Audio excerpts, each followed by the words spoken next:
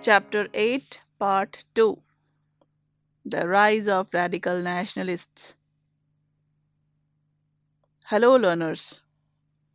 Welcome to NIOS. Today we will cover second part of Chapter 8. The topic of this video is the rise of radical nationalists. I hope you will understand this video and benefit from watching this video. As we have learned in the previous video lesson, that during the beginning of the Indian National Congress, its leaders were called as moderates because they were liberal and believed in requesting and writing applications about their demands.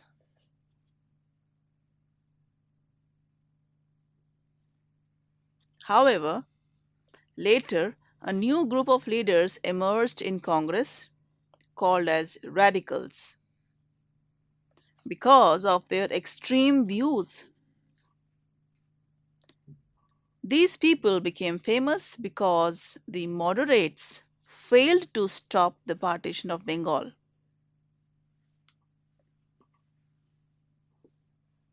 And the main radical leaders were, the first leader was Lala Lajpat Rai.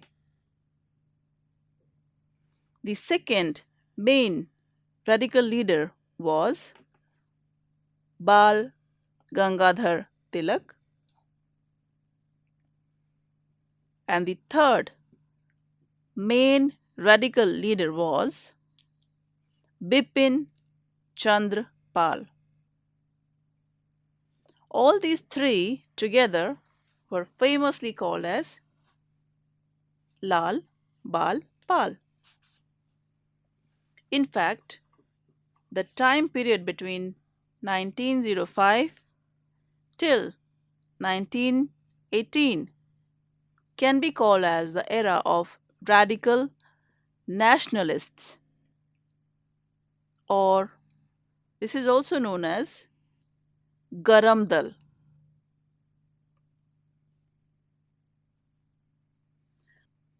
The radicals or extremists believed that the moderates had failed to achieve their goal because their methods were not effective. Therefore, the methods adopted by the Garam Dal were to oppose government policies, boycott use of foreign goods, and using Swadeshi or homemade items.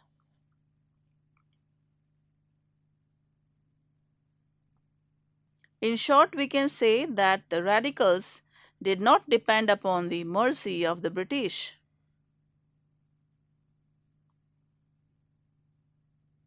They believed that freedom was their birthright. And Bal Gangadhar Tilak gave the famous slogan,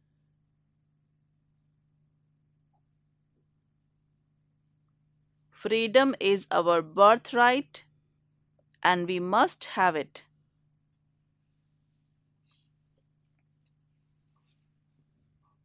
Dear learners, because of difference in the ideas of moderates and extremists, the Congress was divided into two parts in its Surat session in the year 1907. However, due to the efforts of Mrs. Annie Besant, the two groups were reunited in the year 1916. Learners, as the radicals became stronger, the British started the policy of dividing Indians on the basis of religion. This led to the formation of the Muslim League on 30th December in the year 1906. The main aim of the Muslim League was to protect the rights of Muslims in India. Thus, the formation of this organization was the fruit of British policy of divide and rule.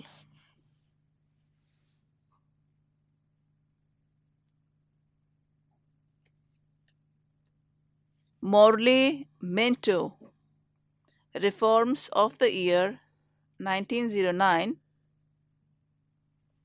led to creating more differences between Indians based on religion. According to these reforms, separate electorates were introduced for Muslims, that is, in those areas where Muslims were in majority. Only Muslims could fight elections from there.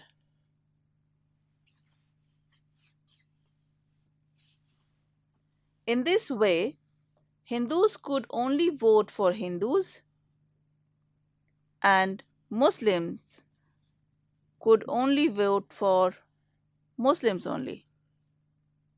This policy of British was opposed by many people.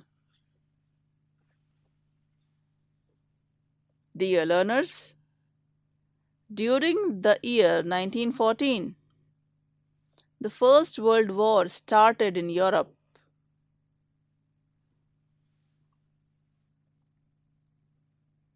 This war was fought between the countries of Europe, and their aim was to control as many colonies as possible. Britain also participated in the war and requested the Indians to participate in it from her side. Indian leaders agreed to this demand. However, they put their conditions. This condition was that after the war ends, the British government would give constitutional power to the Indian people. But the actions of the British people during the war made the Indian people unhappy. Now let us understand why. One of the reasons was the British government had taken a big loan during the First World War, and to pay it, they increased rent from land, that is, the land tax in India. The second reason was the British forced Indians to join the army. The third reason was the prices of goods were increased, and because of all these reasons, the common people of India started to oppose the government.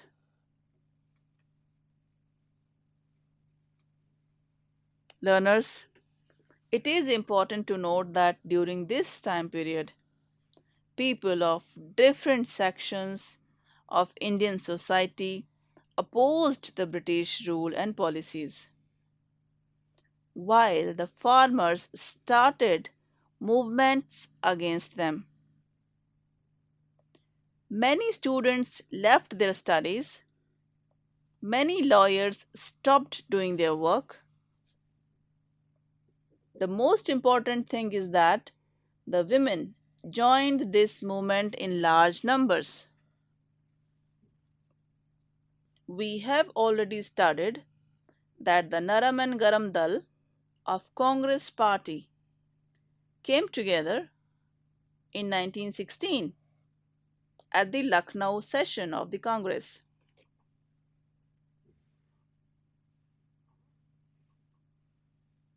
While both Congress and Muslim League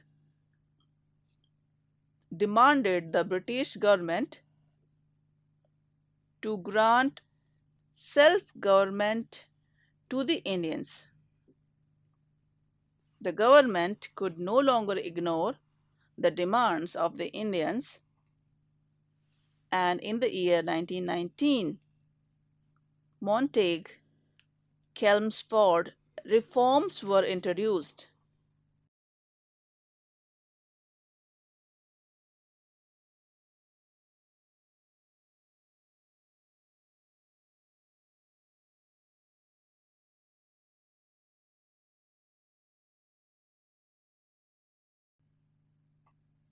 According to these reforms, a diarchy, or in other words, double government was introduced.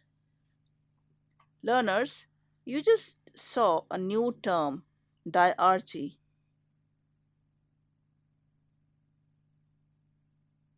Let me explain it to you now. Diarchy was a system of double government that was introduced in the provinces of India.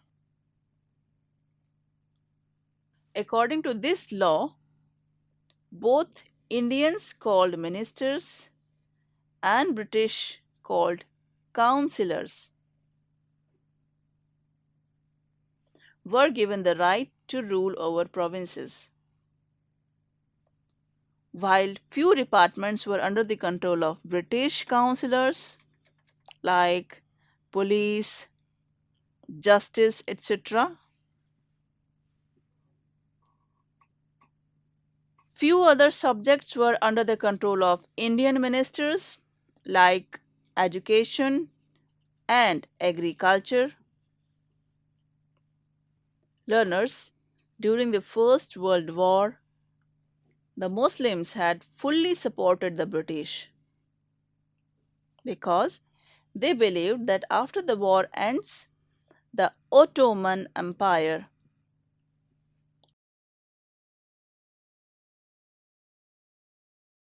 or Turkish Empire will be united under the control of Khalifa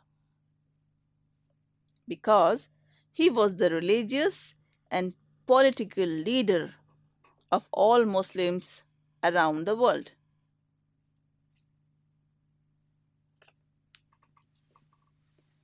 However, after the World War ended, Turkey had to sign the Treaty of Sevres with the victorious nation in the year 1920.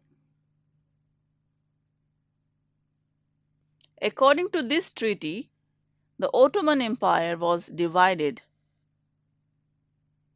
and the Indian Muslims were therefore angry with the British as they were among those countries that made Turkey sign the treaty. So, this led to the beginning of the Khilafat movement against the British people in India.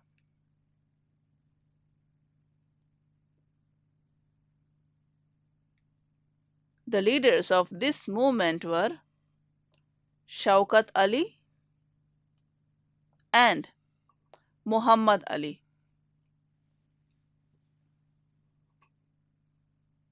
Learners, now we will learn about the very infamous law that was passed by the British government. We are talking about the Rowlatt Act. Rowlatt Act was passed in the year 1919. Let us learn about this law in detail now. According to this law, the British government could arrest and send any person to jail without trying him in the court. The Rowlatt Act also banned the Indians from keeping any kind of weapons with them. The Sikh became very angry with this rule as they used to keep a small sword called kirpan as part of their religion. The Indians saw this rule as an insult to their religion. Therefore, on 13th April 1999, they had gathered to peacefully protest against this act.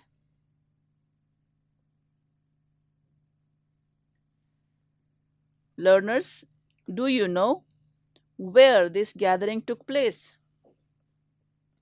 Let me give you a hint. That place was situated in the state of Punjab. Yes, you guessed it right. It was the Jallianwala Bagh in Amritsar.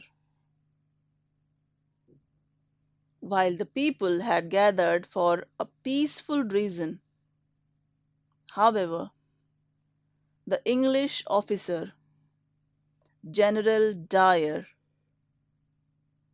entered the park with his soldiers and ordered them to shoot the people present inside the park. The gates were closed, therefore, men and women and children could not run out of the park. Within a few minutes, thousands of people were killed. This incident became famous in history as the Jallianwala Bagh massacre. This incident is considered a black spot in the history of British rule in India and led to spreading of anger against the British people in the country. With this, we have come to the end of this video lesson. Let us quickly revise what we have learned in this video lesson so far. First, we came to know about the rise of radicals or extremists in the Congress. Second, we learned about Congress was divided into two parts in the year 1907 and it was reunited in the year 1916. Third, we learned about the British policy of divide and rule that led to the formation of the Muslim League.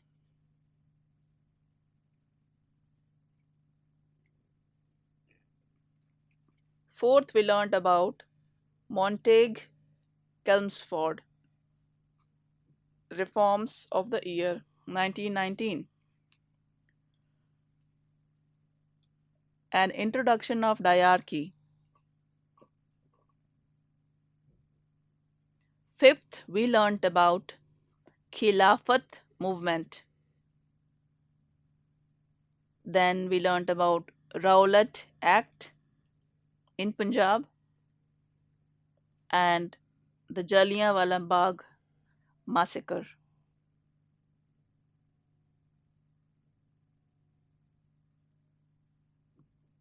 Learners, that's it for today. I hope you must have learned a lot from this video.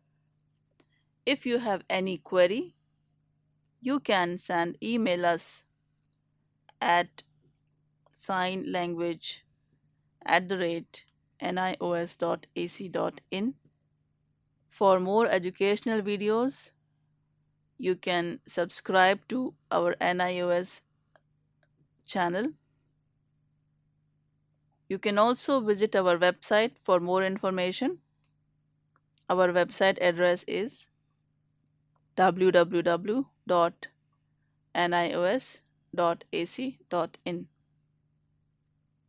Thank you. Namaskar.